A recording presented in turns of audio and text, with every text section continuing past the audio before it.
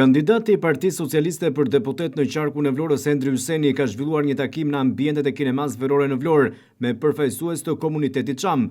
Të pranishëm ishin edhe drejtuesi politik i Partisë Socialiste në qarkun e Vlorës Breti Çuçi dhe kryetari i Bashkisë së Vlorës Ermal Dredha, si dhe një përfaqësi e lartë e komunitetit Çam në Vlorë, të cilët i shprehën mbështetje kandidatit Hyseni.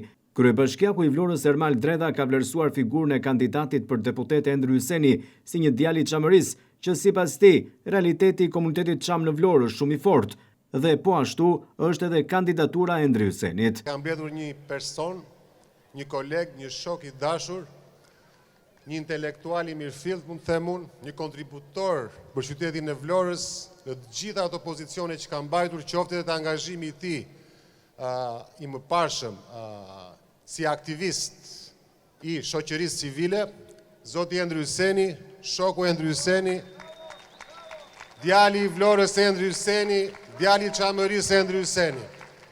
Jam shumë krenar që të ndaj edhe unë dy fjalë, një opinion personal lidhur me Endrin. Endri në fakt më ka bërë të ndihem si pjesë e familjes së tij, pra jo Çamëria, apo jo Çamët pjesë e familjes Vlorës, po Vlonjatët pjesë e familjes Çames. Fjalë vlerësuese për kandidatin e Partisë Socialiste për deputet në qarkun e Vlorës Endri Hyseni edhe nga drejtuesi politik Breti Çuçi. Çuçi tha se Endri Hyseni duhet të bëjë krenar komunitetin Çam në Vlorë, pasi është një djalë me ambicie dhe me kontribute në shoqërinë shqiptare dhe jashtë politikës. Një njeri me integritet dhe një drejtues model i institucioneve në Vlorë, ka theksuar Çuçi. Këtu sot jemi pikërisht me njërin prej jush që, të them të drejtën, më ka befasuar me përkrahjen që ka gjetur jo vetëm në komunitetin Çam, por në gjithë Vlorën. Endri është i përfaqësues dhe ja u them që duhet ju bëj krenar që sot është në një garë për të përfaqësuar në Parlamentin Shqiptar qarkun e Vlorës. Sepse është një djalë që është angazhuar me çështjet publike që student. Është një djalë që ka ambicie për të ndryshuar gjëra.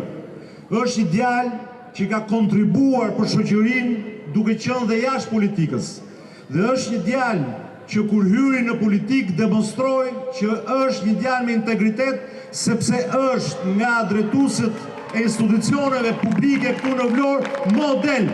I emocionuar për këtë pjesëmarrje në këtë takim edhe kandidati i Partisë Socialiste për deputet Endri Hyseni, i cili vjen edhe si pjesë e komunitetit Çam në Vlorë. Të dashur bashkëqytetar, të dashur bashkëpatriot Çam, miq të Vlorës dhe miqër. Të jem këtu sot për mua është një përjetim i thellë emocional. Është vështirë të gjej fjalët e duhura sepse kjo është një çështje që më prek në rrënjë.